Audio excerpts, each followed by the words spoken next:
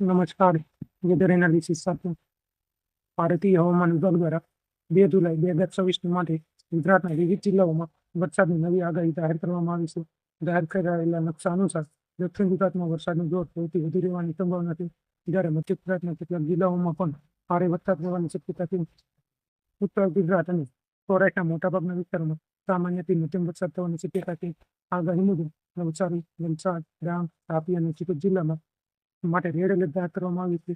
આ જિલ્લાઓમાં અતિભારે વરસાદ પડી શકે છે, જેને કારણે નીચાણવાળા વિસ્તારોમાં પાણી ભરાવા, નદી નાળાઓમાં પાણીની સપાટી વધવા અને વાહન વ્યવહાર માટે અસર થવાની શક્યતા છે.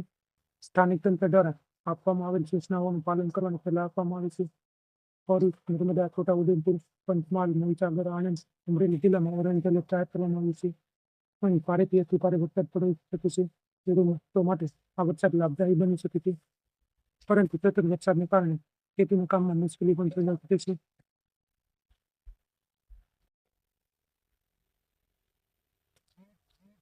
વડોદરા, ખેડા, અરવલ્લી, દાહોદ, રાજકોટ, બોટાદ, ભાવનગર અને ગીર સોમનાથના જિલ્લામાં યલો એલર્ટ જાહેર આપવામાં આવ્યું છે. આ વિસ્તારોમાં ભારે વરસાદના છૂટાછવાયા ઝાપટા પડી શકે છે, જ્યારે અમદાવાદ, ગાંધીનગર, કચ્છ અને જામનગર અને મોરબી, સુરેન્દ્રનગર, જૂનાગઢ, પોરબંદર, દેવભૂમિ, દ્વારકા, બનાસકાંઠા, પાટણ, મહેસાણા અને સાબરકાંઠા સહિત જિલ્લાઓમાં સામાન્યથી મધ્યમ વરસાદ થવાની સંભાવના વ્યક્ત કરવામાં આવી છે.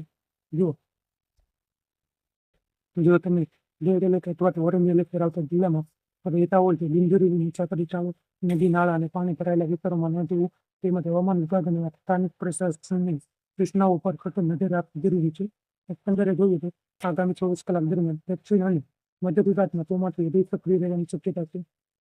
રાજ્યના અનેક વિસ્તારોમાં સારો વરસાદ પડવાની અને ખેડૂતો માટે રાહત મળશે, પરંતુ ભારે વરસાદવાળા જિલ્લાઓમાં સાવચેતી રાખવી જરૂરી છે.